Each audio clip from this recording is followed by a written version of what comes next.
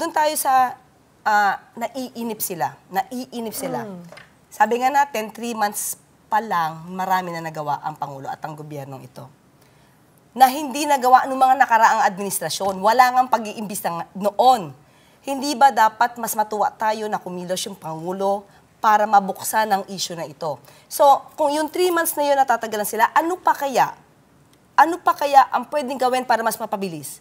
In 1 month, dapat meron ng case. Hindi pwede kasi talaga. Kahit anong gawin natin kalkula ng araw, ng oras, hindi pwedeng 1 buwan lang, dapat nakakulong na yan. Kasi dadaan yan sa proseso.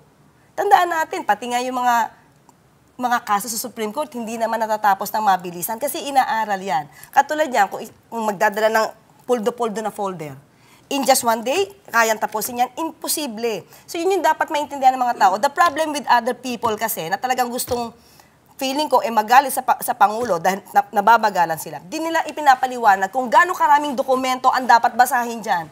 Gaano karaming tao ang dapat na imbestigahan dyan.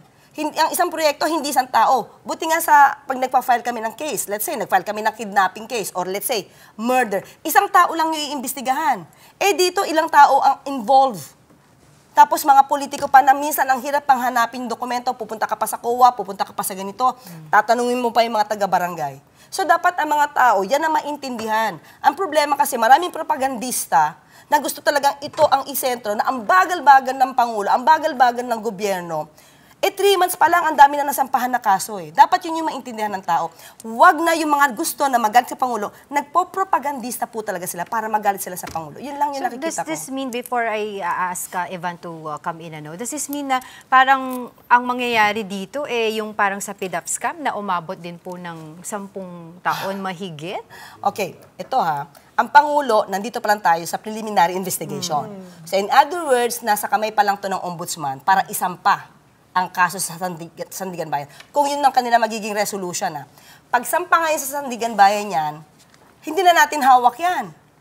Kasi ang Sandigan Bayan dyan, tignan natin ilan ang lawyers nito, ilan ang mga accused dito. Halimbawa, 5. Ilan ang lawyers niyan?